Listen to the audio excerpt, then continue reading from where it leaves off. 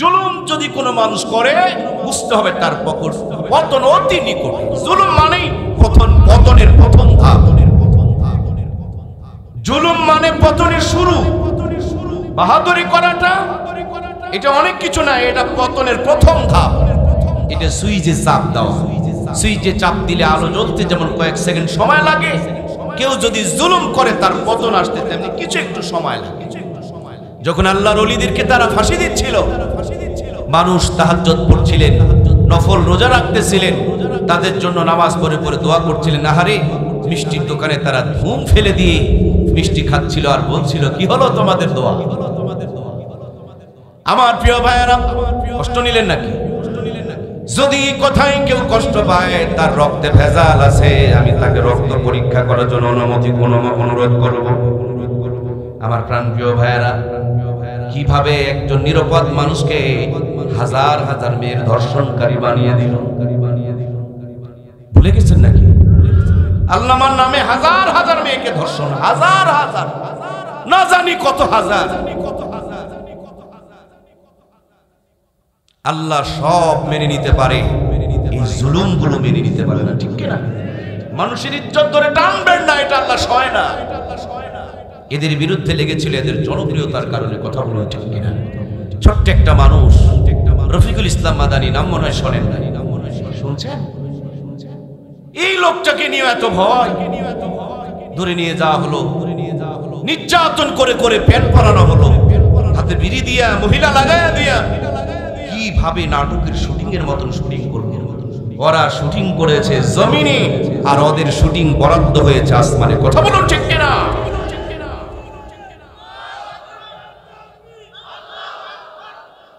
আমার প্রিয় ভাইয়েরা, কষ্ট নিলেন?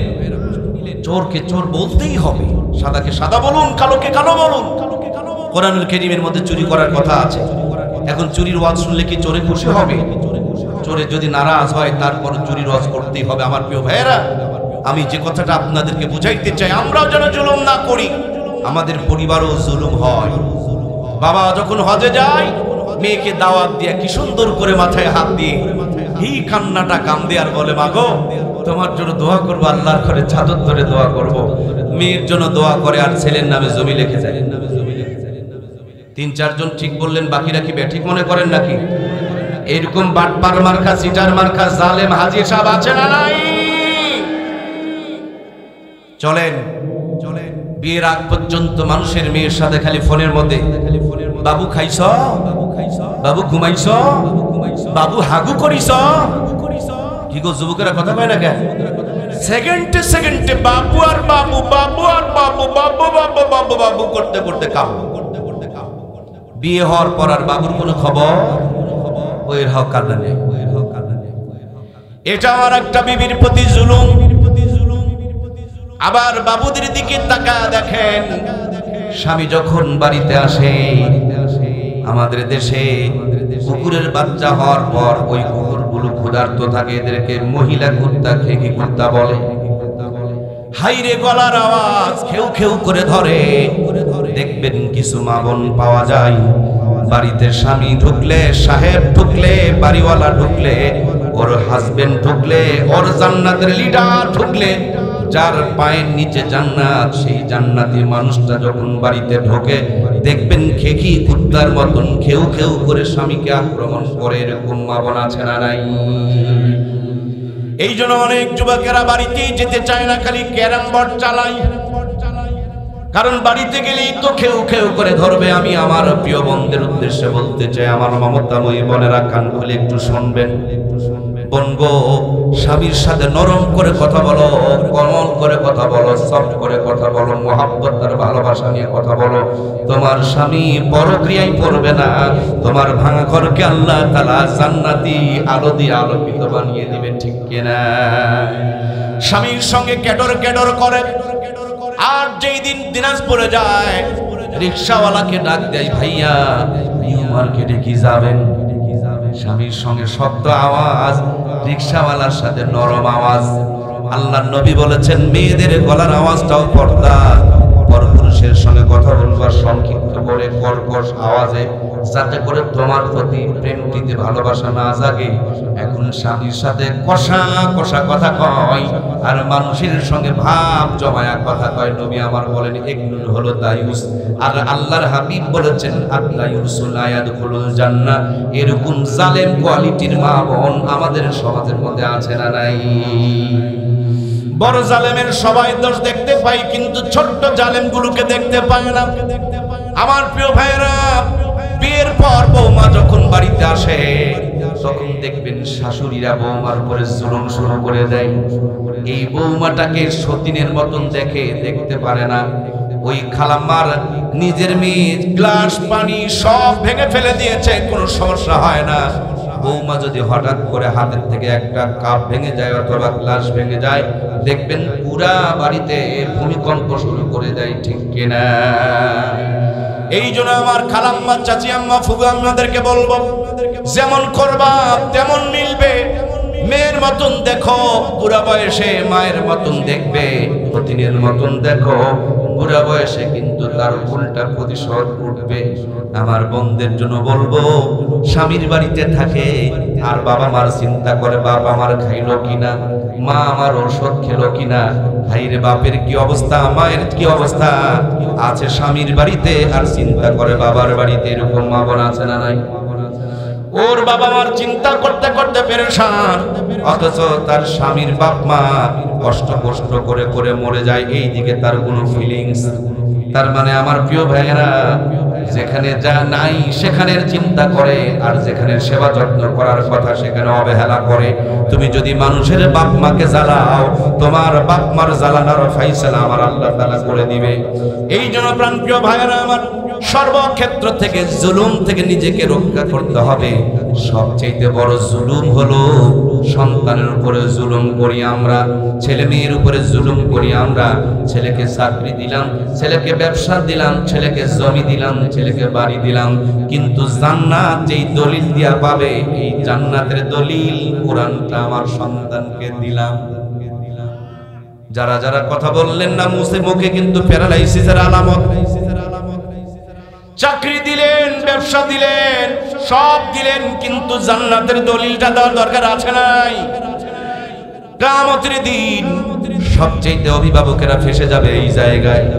আমার দেশের অভিভাবকেরা ফেসে যাবে এই জায়গায়। সন্তান জন্ম হওয়ার পর 6টা টিকা দেওয়া লাগে, আপনারা কি জানেন? ভাই ভাই একটু কথা বলুন, জানেন কিনা?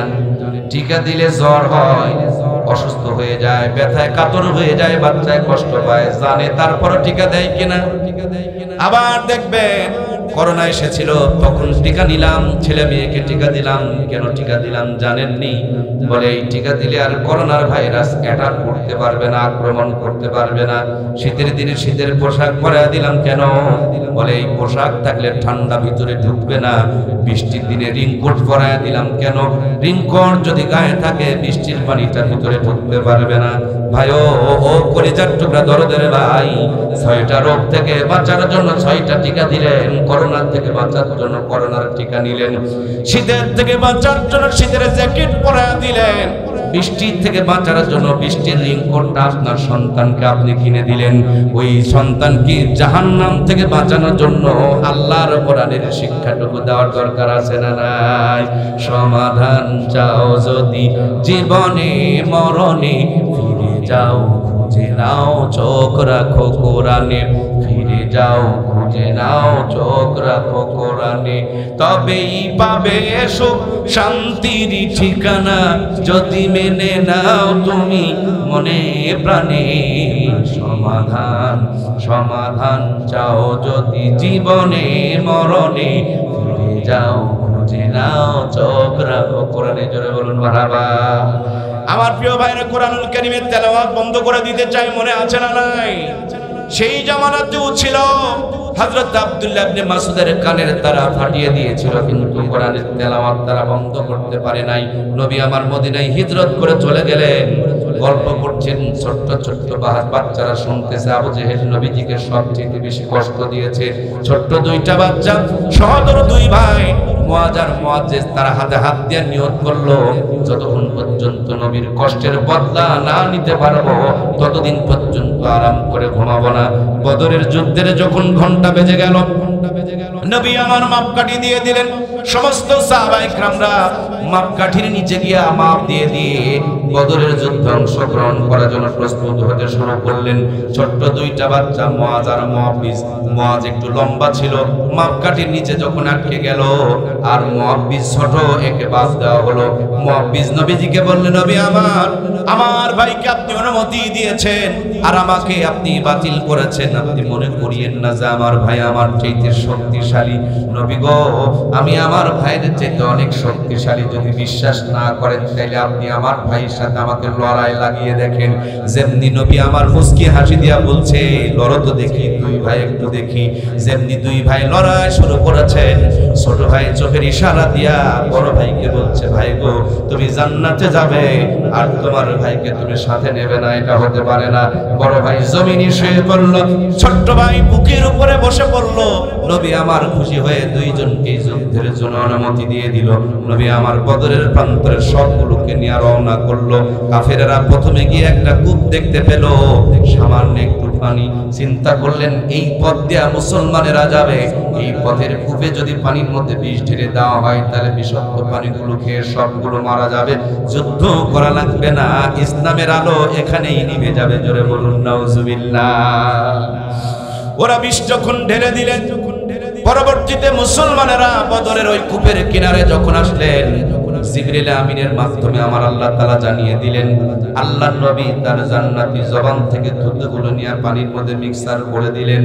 যেই পানি খেলে মানুষের মরে যাওয়ার কথা, নবীর জান্নাতি জবানের থুতু মিশার কারণে ওই কূপের নাম হচ্ছে বীরে শেফা। শেফার পানি, রহমতের পানি, বরকতের পানি, সুস্থতার পানি। আজ পর্যন্ত সেই কূপে পানি প্রবাহমান। ওই পানি খেয়ে মরে নাই, বরঞ্চ নবীর থুতু মিশানো পানি খাওয়ার পরনে সবাই সুস্থ আর সতেজ হয়ে গেল। পরবর্তীতে আরো একটা কূপ পাওয়া গেল, অল্প কিছু পানি, লবণাক্ত পানি। সাহাবায়ে কেরামরা মুখে দিয়ে দেখে প্রচন্ড পরিমাণ লোনা। নবীর কাছে বলা হলো, নবী আমার জান্নাতি থুতু মুবারক ওই জায়গাতে মিশিয়ে দিল, সেই পানিটাও পর্যন্ত সুমিষ্ট পানি হয়ে গেল। এই প্রাণীটার নাম হচ্ছে বীরে শেফার, বীরে রোহা। এই রোহা কূপের পানি আজ পর্যন্ত প্রবাহমান আছে। আমার ভাইয়েরা, আল্লাহ তাআলা আমাকে 14 বার পবিত্র বড় হজে নিয়েছেন, শতাধিক বার উমরায় নিয়েছেন। আল্লাহ আপনাদেরকেও নিক, কিন্তু বদরে যাবেন, ঈমান তাজা হবে। ইসলামের অনেক নিদর্শন গেলে আপনি দেখতে পাবেন ওই বীরের রোহার পানি এখনো পর্যন্ত মুখে দিলে মনে হয় ওই পানির মধ্যে নবীর জান্নাতি জবানের থুতু মিশে আছে। কে যেন মধু দিয়া শরবত বানায় রাখছে। আমার প্রিয় ভাইয়েরা, বদরের প্রান্তরে চলে গেলেন। যেই জায়গাতে নবী তাবু টাংলেন, ওই জায়গাতে এখন একটা মসজিদ হয়েছে। মসজিদটার নাম হচ্ছে মসজিদে আরিশ। নবী আমার সাহাবায়ে কেরামদেরকে ময়দানে নামিয়ে দিচ্ছেন। হাতের মধ্যে দেওয়ার মতন কিছু নাই। কিছু কিছু সাহাবীর হাতের মধ্যে খেজুরের ডাল তুলে দিলেন। সাহাবায়ে কেরাম ময়দানে নেমে পড়ল। হযরত আবু বকর বলেন, সেদিন নবীজির গায়ে সাদা চাদর ছিল। আল্লাহর হাবিব এত কান্না শুরু করেছেন, নবীজির চোখের পানি দেখে আমি বুঝতে পেরেছি বদরের প্রান্তরে আল্লাহ তাআলা আমাদেরকে বিজয় দান করবে। তার মানে ইসলামের বিজয় অর্জন হয়েছে। শুধু শক্তি দিয়া নয়, জায়নামাজে চোখের পানিরও অবদান আছে না নাই? আজ আমাদের ময়দানের সংগ্রাম চলছে, কিন্তু তাহাজ্জুদের নামাজ তুলনামূলকভাবে কমে গিয়েছে। এই জন্য ভাইয়েরা, একটা লাইন দিয়ে যেমন আলো জ্বলে না, ফ্যান চলে না, মাইক কথা বলে না, জীবনের সফলতা অর্জন করতে হলে তেমনি মেহনত লাগবে। জায়নামাজে চোখের পানি ছেড়ে দিয়ে আল্লাহর কাছে সাহায্যেরও দরকার লাগবে। বদরের প্রান্তরে সাহাবায়ে কেরাম রাদিয়াল্লাহু তাআলা আনহু তাদের শরীর থেকে রক্ত ঝরাতে শুরু করলেন। নবী আমার জায়নামাজে চোখের পানিগুলো ছেড়ে দিতে শুরু করলেন। ইসলামের প্রথম বিজয় এখান থেকে সূচনা হয়ে গেল। সাহাবায়ে কেরাম বলেন, আমরা কখনো কখনো কোন কাফেরের খালের মধ্যে তরবারি চালাবো, তার আগেই দেখি তার কাল্লাটা দুখণ্ডিত হয়ে গেছে। নবীর কাছে এসে বললাম, নবী গো, এরকম ঘটনা মাঝে মাঝে দেখতে পেয়েছি, এর কারণটা কি? আল্লাহর হাবিব বলেন, সাহাবীরা রে, তোমরা শুধু যুদ্ধ করো নাই, আমার এই জায়নামাজের চোখের পানির বদলতে আল্লাহর কোরআনে আয়াত বর্ণিত আছে, 3000 মতান্তরে 5000 আল্লাহ ফেরেশতা অবতরণ করিয়েছে। এই ফেরেশতাগুলো যেই পাহাড়ে নাজিল হয়েছে, অনেক বড় বড় উঁচু উঁচু বালুর পাহাড়, এই পাহাড়গুলোকে জাবালে মালাইকা বলেন। প্রিয় ভাইয়েরা আমার, বদরে খুনসান লড়াই শেষে যখন লড়াই চলছে, ছোট্ট দুইটা বাচ্চা মুআজ আর মুআবিস হযরত আব্দুর রহমান ইবনে আউফ রাদিয়াল্লাহু তাআলা আনহুর সামনে এসে বলেন, চাচা গো, কোনটা আবু জেহেল যিনি আমার নবীকে সবচেয়ে বেশি কষ্ট দিয়েছে? তিনি একটু বিরক্ত হয়ে দেখায় বললেন, ওই যে দেখো, ঘোড়ার পিঠে চড়ে যিনি নেতৃত্ব দিচ্ছেন, এটাই হলো আবু জেহেল। আকাশের চিল পাখি পানির ভিতরের মাছের উপরে যেমনি সবল মারে, দেখানো মাত্র এক চবল দিয়া আবু জেহেলের ডান পার উপরে আঘাত করেছে। আবু জেহেল চিৎকার দিয়ে জমিনে পড়ে গেছে। সুবহানাল্লাহ।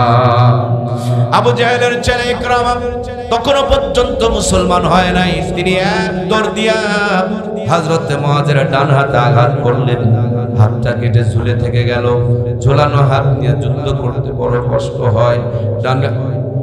ডান হাতখানা নিচু হয়ে নিজের পায়ের নিচে দিয়ে আস্তে করে টান মারলেন, দ্বিখণ্ডিত হয়ে জমিনে পড়ে গেল। নিজের হাত নিজের চোখের সামনে জমিনে পড়ে কাঁপতেছে। এমন মুহূর্তে বাম হাতে তরবারি উঁচু করে আমার ভাইরা দিনের জন্য তারা সংগ্রাম করেছে। আর আজকের মুসলমান কোরআনের পক্ষে যখন কোনো সিল থাকে, আর কোরআনের বিপক্ষে নৌকা ধানের শীষে সিল থাকে, কোরআনের পক্ষে সিল মারা বাদ দিয়া কোরআনের বিপক্ষে যারা সিল মারে, ওদের ঈমান নিয়া আমার ব্যাপক সন্দেহ আছে, ঠিক কিনা? কি অবাক কারবার! আমি বুঝি না এটা, আমার মাথায় ঢোকে না। মানুষ বানিয়েছেন আমার আল্লাহ, সবচেয়ে ভালো থাকবো কেমনে এটা ভালো বুঝেন কে? এই জন্য তিনি একটা বই দিয়েছেন, না কোরআন। এখন ইরশাদ চাচা কইলেন, নো আমার নাঙ্গল ধরো। কথা কি বুঝতে পারছেন? জিয়া চাচা বললেন, না আমার ধান চাষ করো। কথা কি বোঝা যাচ্ছে? এরপরে আমার ওই যে শেখ মুজিবর দাদা বললেন, না না মোর নৌকা চড়ো। কথা কি বোঝা যাচ্ছে? আল্লাহ কয় কোরআন ধরো, এরশাদ চাচা কয় নাঙ্গলে হাল চাষ করো, জিয়া কয় ধানাবাদ করো, আর আমাদের বঙ্গবন্ধু কয় নৌকা চড়ো। এখন নৌকা নাঙ্গল ধান চাষ নিয়ে ব্যস্ত, আল্লাহর কোরআনের উপরে ময়লা জমে গেছে। এটা মুসলমানের কাজ হতে পারে না, ঠিক কিনা? এজন্য প্রাণপ্রিয় ভাইয়েরা আমার, মূল কথা মুসলমান, যুদ্ধ চলতেছে। এক পর্যায়ে আমার প্রিয় ভাইয়েরা, আবু জেহেল দেখতেছে উপায় নাই, আমরা হেরে গিয়েছি। একটা নিচু জায়গাতে অনেকগুলো লাশ জমা হয়েছে। ও আস্তে করে গিয়া তার মাথাটা লাশের ভিতরে ঢুকায় দিয়েছে। মুখ দিয়া গংরানি শব্দ বের হচ্ছে, মুখ দিয়া ফেনা বের হচ্ছে, পা দুটো নড়তেছে, আর মরা লাশের ভিতরে মাথা ঢুকায়া দিয়ে আত্মরক্ষা করার জন্য চেষ্টা করতেছে। ওইদিকে সাহাবী আব্দুল্লাহ ইবনে মাসউদ রাদিয়াল্লাহু তাআলা আনহু, নাম মনে আছে না নাই? যুদ্ধ করতে করতে বেচারি বড় ক্লান্ত, তরবারির মাথার উপরে ঢোকা দিয়া যাচ্ছে। তাকায় দেখে একটা লাশ পা নড়াইতেছে। ভাবলেন কোন মুসলমানের লাশ হইতে পারে। কাছে গিয়া দেখে গংরানির শব্দ আসতেছে।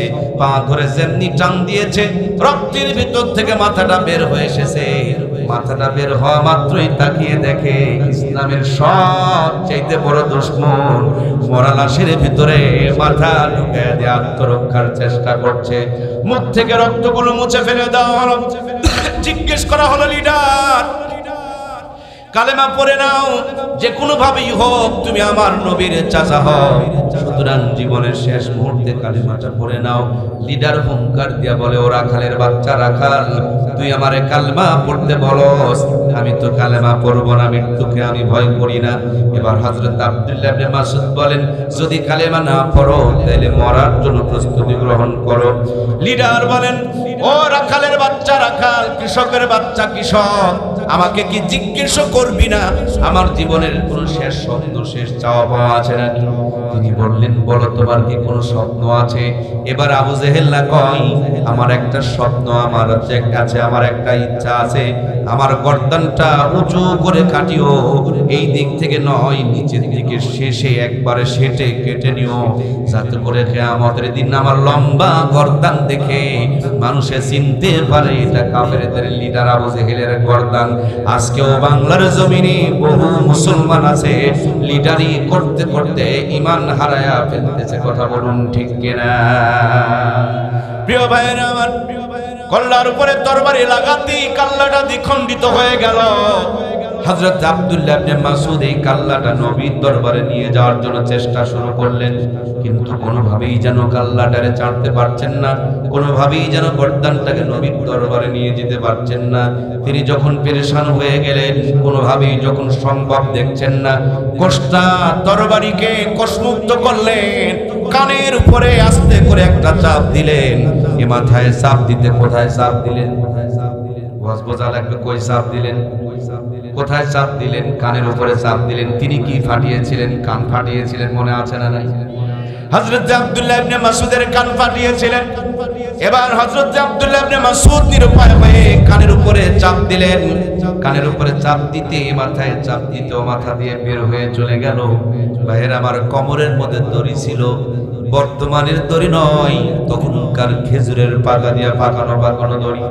এই দড়িটা এক কান দিয়ে ঢুকায়া আর এক কান দিয়ে বের করে শক্ত করে একটা গিরা দিয়ে নিলেন। এলাকায় কুকুর মরে গেলে যেমন কেউ কাঁধের মধ্যে নিয়ে যায় না, দড়ি লেগায় সিজরা নিয়ে চলে যায়, সেম কায়দায় তাকে চেড়ে নিয়ে যেতে পারলেন না।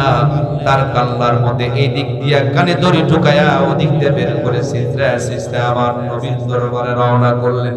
নবীজি খবর পেয়েছে কাফেরদের লিডার আবু জেহেলের বিদায় হয়েছে। এইদিকে হযরত আব্দুল্লাহ ইবনে মাসউদ কুত্তার মতন তার গর্দানটার মধ্যে দড়ি লাগায়া টেনে টেনে নবীর দরবারে নিয়ে যাচ্ছে। মনের মধ্যে বড় আনন্দ, আমি ইসলামের সবচেয়ে বড় দুশমনকে দুনিয়া থেকে বিদায় করতে পেরেছি। নবীরও মনে একটু প্রশান্তি যে ইসলামের বড় দুশমনটা আজকে বিদায় হয়েছে, ষড়যন্ত্র থেকে মুক্তি পাওয়া যাবে। আমার ভাইয়েরা, দুইজন যখন মুখোমুখি হয়েছে, দুইজনের মুখেই যেন একটা জান্নাতি মুস্কি হাসি ফুটে উঠেছে। এমন মুহূর্তে জিবরাইল আমিন সামনের সামনে দাঁড়ায়া তিনিও যেন হাসি দিতে শুরু করে দিয়েছে। তিনজনের দ্বিমুখী হাসি যখন এক জায়গায় হয়েছে, কি সুন্দর একটা পরিবেশ দেখা যাচ্ছে। জিবরাইল আমিন বলে, নবী গো, আপনি কি বুঝতে পেরেছেন এটা কিসের হাসি? আল্লাহর নবী বলেন, জিবরাইল আমি তো কিছুই বুঝি নাই। জিবরাইল আমিন বলেন, ইয়া রাসূলুল্লাহ, ইয়া হাবিবাল্লাহ, এই আবু জেহেল কাফেরদের লিডার একদিন কোরআনের তেলাওয়াত বন্ধ করার জন্য দারুল নদওয়ার মধ্যে মিটিং করছিল। সেই মিটিং এর মধ্যে আপনার সাহাবী আব্দুল্লাহ ইবনে মাসউদ কোরআনের তেলাওয়াত করেছিল। সেই জন্য পিছন দিক থেকে নিয়ে চর মেরে কানকে ফাটিয়ে দিয়েছিল। সেদিন শুধু আব্দুল্লাহ ইবনে মাসউদের কান ফাটে নাই, সেই এই কান ফাটার বদলতে তার কান ছিদ্র করাটাও আল্লাহ তাআলা বরাদ্দ করে দিয়েছিল। সুবহানাল্লাহ বলেন। সুতরাং প্রাণপ্রিয় ভাইয়েরা আমার, ইসলামের বিরুদ্ধে লাগা যাবে না, আলেমদের বিরুদ্ধে লাগা যাবে না, কোরআনের বিরুদ্ধে লাগা যাবে না। যদি লাগেন আপনার বড় পতন অপেক্ষা করবে। কথা বলুন ঠিক কিনা? এই জন্য বন্ধু, ছেলে মেয়েগুলোকে কোরআনওয়ালা বানান, ইসলামওয়ালা বানান। যেখানেই থাকুক রহমত আর বরকত তাদের উপরে রাখবেন কে? ইমাম সাহেব ছোট্ট একটা গ্রামে যদি ইমামতি করে 30 দিন, 30 বাড়িতে 30 রকম হাতে 30 রকম স্বাদে, আমার ভাইরা যদি ভালো গ্রামে হয় কত রকমের যে খাবার আয়োজন হয়ে যায়। অবহেলা করিয়েন না। ইমাম সাহেবের বাড়িতে 1 ঘন্টা সন্তান আব্বা আব্বা বলে ডাকে, হামদর্দার হারবালের ঔষধ লাগে না। অনেক মুসারু তাসারু পাবেন, 12 বছর আগে বিয়ে করেছে, বালিশের নিচে হামদর্দার হারবাল দিয়ে প্যাকআপ ঠিক একবারে ঠিক লাগায় রাখছে, এরপর আব্বা ডাক কপালে জোটে না। কথা বলুন ঠিক কিনা? ইমাম দেখলে আলেম দেখলে অবহেলা করবেন না। এরা এশার নামাজ পড়ে ডান হাত গালের নিচে দিয়া হালাল বউকে বুকে জড়িয়ে নিয়ে আল্লাহুম্মা বিসমিকা আমুতু ওয়া আহইয়া বলে বিছানায় মাথা দিতে দেরি, জান্নাতের ঘুম আসতে দেরি লাগে না। নাক ডেকে ডেকে ফজর পর্যন্ত ঘুম পারে। আর হারামখোরের খবর নিয়ে দেখো, 10 তলা বিল্ডিং বানিয়েছে, 3 কোটি টাকাতে ডেকোরেশন করেছে, স্বামী এক ঘরে, বউ আর এক ঘরে, সারা রাত চেরার মতন গড়াগড়ি করে, একই রাত্রে 3টা করে ঘুমের বড়ি মারে, তারপরে ঘুম ধরবার চায়। যারা খাই খাই করে এদের খবর নিয়ে দেখেন ডায়াবেটিস খাওয়ার উপায়। আর ইমাম সাহেবের খাওয়ার কোনো চিন্তা নাই, তারপরে দেখবেন আলু ভর্তা দিয়েও যদি পায় তাও 3 প্লেট বসায়। সুবহানাল্লাহ কয় না? যদি বিশ্বাস না হয় আমার বীরগঞ্জের ভাইয়েরা, এই বীরগঞ্জ থেকে যত ইমাম আছে, আলেম আছে, তাদেরকে দাওয়াত দিয়ে এক লাইনে বসায়া দেন। আর যতগুলো সুদখোর, ঘুষখোর, জুয়াচোর, বাটপার, চিটার, 2 নম্বর মদখোর, তাসখোর, গাঁজাখোর, এক কথায় যত বড় বড় পাকা পাকা হারামখোর আছে, এদেরকে আর এক লাইনে বসায়া দেন। আলু ভর্তা দিয়া হোক, আর ঘাঁটি দিয়ে হোক, আর ভাজি দিয়া হোক, খাবার প্লেটটা সামনে দিয়ে দেন। ইমামেরা চোখের পলকে 3 প্লেট টেনে ফেলবে, ওরা হাফ প্লেট লিয়াই নাড়াচাড়া করবে। কথা বলুন ঠিক কিনা? প্রোডাকশনের বেলা তো ইমামেরা গিয়ে, ঘুমের বেলা তো ইমামেরা গিয়ে, সুস্থতার বেলা তো ইমামরা গিয়ে। বিশ্বাস যদি না করেন, এক্ষুনি যদি আপনি অ্যাক্সিডেন্ট করেন, আপনার 1 প্যাকেট রক্ত লাগবে। একজন ইমাম সাহেব দিতে চেয়েছেন, আর একজন ডালখোর দিতে চেয়েছেন। বোঝা যাচ্ছে? ডালখোরেরটা তো নিবেন। কথা বল না কেন রে ভাই? ডালখোরেরটা তো নিবেন না, কারণ ইমামের রক্তই পিওর রক্ত। কথা বলুন ঠিক কিনা? এই জন্য প্রিয় ভাইয়েরা আমার, মূল কথা, এই কোরআন যার সিনায় থাকবে, এই কোরআনের সফটওয়্যারটা যার মেমোরিতে থাকবে, সে যেখানেই থাকুক তাকে সুখে রাখবেন কে? এটা এমন একটা ম্যাগনেট, এমন একটা চুম্বক, এমন একটা পরশ পাথর, যেখানে যার সাথে লেগেছে সব জিনিসের মান বেড়ে গিয়েছে। অল্প কিছুদিন আগে কুড়িগ্রামে গিয়েছিলাম, বন্যার সময় কুড়িগ্রামে গিয়েছিলাম, আলেম ওলামার গ্রুপ নিয়ে ত্রাণ দেওয়ার জন্য গিয়েছিলাম। আসার সময় ধরলা নদীর ব্রিজে উঠব, শুনতে পেলাম এখানে ঘুঘু মুন্সির কবর। জিয়ারত করতে গিয়া দেখলাম এক গাছের নিচে আল্লাহর ওলি ঘুমিয়ে আছে। কবরের কিনারে দাঁড়ালেই যেন হৃদয়টা প্রশান্ত হয়ে গেল। জিয়ারত শেষ করে এক মুরব্বীকে জিজ্ঞেস করলাম, ইতিহাসটা কি একটু দয়া করে বলুন তো দেখি। আমরা তো বই পুস্তকে শুনেছি, পেপার পত্রিকায় পড়েছি, আপনার মুখ থেকে একটু শুনতে চাই। তিনি বলেন, এনার নাম ছিল, ঘুঘু মুন্সির নাম ছিল মাওলানা বশির উদ্দিন। তার যখন তেলাওয়াত করতেন, মাথাটা একটু নড়াচড়া করে করে তেলাওয়াত করতেন, তার জন্য বন্ধুরা তাকে ঘুঘু মুন্সি বলে ডাকতেন। ওই যে ব্রিজের পাশে যেখানে থই থই পানি পড়ছে, ওখানে গ্রাম ছিল, সেখানে তার বাড়ি ছিল। বিদায় নিয়ে চলে গিয়েছেন, নদীর পাশে তাকে মানুষজন কবর দিয়েছে। পরবর্তীতে ভাঙতে ভাঙতে গ্রামটা ভেঙে অনেক দূর চলে এসেছে। হঠাৎ করে যেদিন ঘুঘু মুন্সির কবর ভেঙে যায়, রাখালেরা গিয়া দেখে একটা লাশ বের হয়েছে। আমরা গিয়ে দেখলাম সত্যি একটা লাশ বের হয়ে এসেছে। কবর থেকে লাশটাকে তোলার পর মুখ থেকে কাফনের কাপড়টা সরায়া দেখা গেল আজ থেকে প্রায় 32 বছর আগে আল্লাহর বান্দা কোরআনওয়ালা কবরে ঘুমিয়ে পড়েছেন। 32 বছর পরে এখনো পর্যন্ত তার দেহটা তরতাজা রয়ে গেছে। সেই কোরআনের সুপারিশ নাকি আমরা জান্নাতে যেতে চাই।